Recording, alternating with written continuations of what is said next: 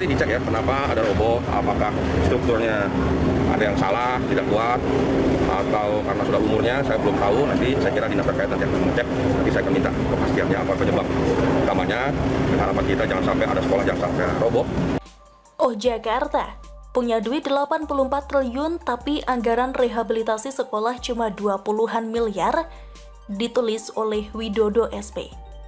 Di tengah berita miris soal robohnya bangunan sekolah SMAN 60 Jakarta yang sedang direnovasi, anggota Komisi E DPRD DKI Jakarta Imam Mahdiah mengeluhkan minimnya perhatian Pemprov DKI Jakarta untuk ketersediaan dana rehabilitasi sekolah di seluruh Jakarta.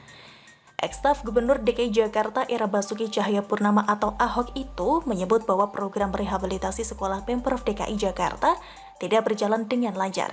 Sebagai anggota Dewan Politikus asal PDI Perjuangan itu, mengaku sudah mengusulkan banyak sekolah yang harus direhabilitasi, baik dari daerah pemilihan maupun aspirasi murni dari masyarakat. Tapi seperti diabaikan begitu saja oleh Pemprov DKI Jakarta. Kami pun, anggota Dewan marah karena apa yang jadi aspirasi kami, masyarakat minta untuk sekolah direhab, tapi enggak jalan. Saya nggak paham juga, kenapa dari eksekutif masih menganggarkan cuma sedikit-sedikit aja untuk rehabilitasi sekolah, kata Ima sambil menyoroti keanehan bahwa program rehabilitasi justru difokuskan pada sekolah taman kanak-kanak atau TK. Menurut Imam Mahdiah, kisaran anggaran yang diperlukan untuk program rehabilitasi sekolah di Jakarta secara keseluruhan bisa senilai 500 miliar rupiah. Tetapi faktanya untuk anggaran tahun 2022, Pemprov DKI Jakarta cuma menganggarkan 21,2 miliar rupiah untuk dana rehabilitasi sekolah, plus fakta bahwa Pemprov DKI Jakarta mengabaikan banyak sekolah yang harus direhabilitasi.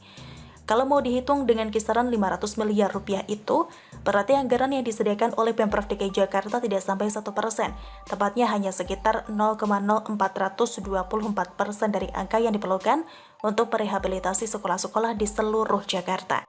Inilah yang lantas disayangkan Imam Mahdiah, karena menilai bahwa sosok Gubernur DKI Jakarta punya latar belakang kuat di dunia pendidikan, sehingga seharusnya peduli sama program rehabilitasi sekolah di seluruh Jakarta, daerah yang ada di bawah wewenangnya sebagai gubernur.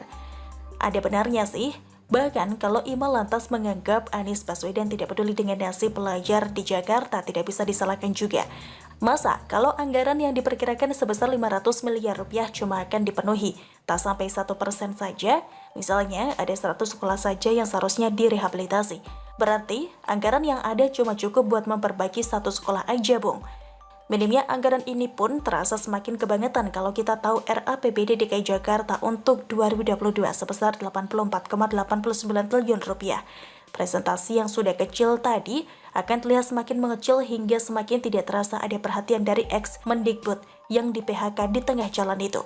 Moga saja Anies segera tersadar dari kebebalannya, lalu mulai mengutak-atik prioritas penggunaan anggaran di APBD 2022 dengan menambah rupiah untuk rehabilitasi sekolah yang terbilang mendesak untuk dilakukan. Cuma melihat track record selama ini di mana cara berpikir gubernur ini juga wakilnya yang terbilang out of the box of healthy mind, kita patut ragu apakah dana perbaikan sekolah itu akan bertambah. Misalnya jadi 10% saja dari angka yang disebut oleh Imam Mahdiah tadi, sudah lumayan. Meski bukan tidak mungkin juga yang terjadi justru semakin parah, dengan tetap memaksakan anggaran seubil tadi, dengan dalih uangnya dipakai buat keperluan lain yang dianggap duo Anies Rizal lebih urgent. Saking sebelnya, mungkin orang bisa saja beranggapan, apa harus nunggu 100 sekolah pada ambruk dulu plus ada korban jiwa baru kesadaran Anies Rizal tergugah untuk memberikan perhatian lebih dalam rehabilitasi gedung-gedung sekolah di Jakarta?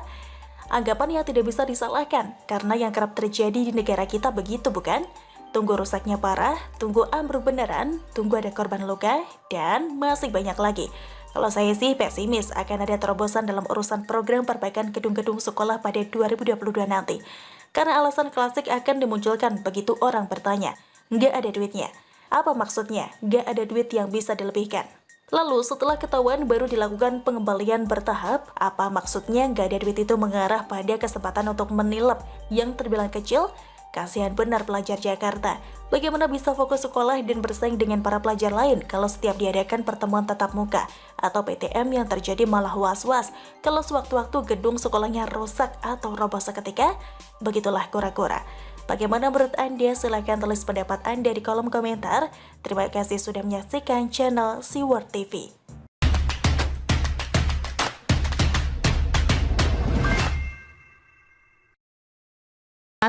Menjadi kewajiban kami untuk pembebasan lahan, kewajiban PUPR untuk membangun normalisasi ya. Terus warga yang ada di bantaran sungai, dia harus siap siaga sekarang memasuki musim hujan. Nanti diatur satunya itu memang tempatnya ya. Ya tempat di situ salah satunya untuk warga yang kena normalisasi ya. Dana 850 miliar siap dikucurkan. Wagub DKI janjikan normalisasi sungai akan digarap 2022. Ditulis oleh Widodo SP. Wakil Gubernur DKI Jakarta Ahmad Riza Patria kembali menebarkan janji manis terkait proses normalisasi sungai sebagai bentuk itikat baik dalam program penanggulangan masalah masalah banjir di Jakarta. Katanya sih, program yang terbilang telat 4 tahun itu akan dilakukan pada 2022 yang sekaligus menjadi tahun terakhir masa kepemimpinan Ahmad Riza Patria bersama Anies Baswedan di Jakarta. Insya Allah kami sudah diskusikan dengan Kementerian PUPR, kata Riza kepada wartawan pada Selasa 16 November 2021 malam seperti dilansir dari kompas.com. Jangan senang dulu kalau Riza berkata bahwa program itu sudah didiskusikan bersama Kementerian PUPR, karena sejak lama memang Pemprov DKI Jakarta sudah ada pembagian tugas buat urusan normalisasi sungai. Pemprov DKI Jakarta bertugas membebaskan lahan-lahan di sekitar sungai, terus kalau sudah dibebaskan lahannya, barulah program normalisasi sungai bisa dilakukan oleh Kementerian PUPR. Masalahnya selama 4 tahun terakhir ini, pembebasan lahan bisa dibilang hanya tugas sebatas di atas kertas atau sebatas diskusi saja, karena sama sekali tidak ada kabar adanya pembebasan lahan oleh Pemprov DKI Jakarta. Gak heran kalau kondisi ini direspons oleh fraksi PDI Perjuangan belum lama ini dengan menyebut bahwa Pemprov DKI tidak melakukan normalisasi sedikit pun selama 4 tahun lebih sejak Anies Sandiaga dilantik sebagai pemimpin di DKI Jakarta. Selain berkata program normalisasi sungai sudah didiskusikan bersama Kementerian PUPR, Riza Patria juga dengan PD-nya berkata, semua program terkait pengendalian banjir dan penanganan banjir sudah disusun perencanaannya termasuk normalisasi, naturalisasi, pembangunan tanggul, polder, waduk. Semua sudah disusun mana prioritas tahapannya, sesuai dengan perencanaan yang disesuaikan. Oh ya, menurut berita yang sama, kabarnya Pemprov DKI sudah bikin anggaran sebesar 850 miliar rupiah untuk 2022 nanti, yang seharusnya dipakai untuk pembebasan lahan di sekitar bantaran sungai supaya program normalisasi sungai bisa segera dilakukan.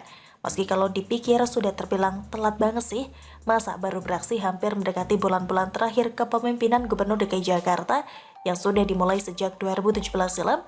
Selama ini ngapain aja kalau disebut program sudah berdasarkan rencana dan prioritas?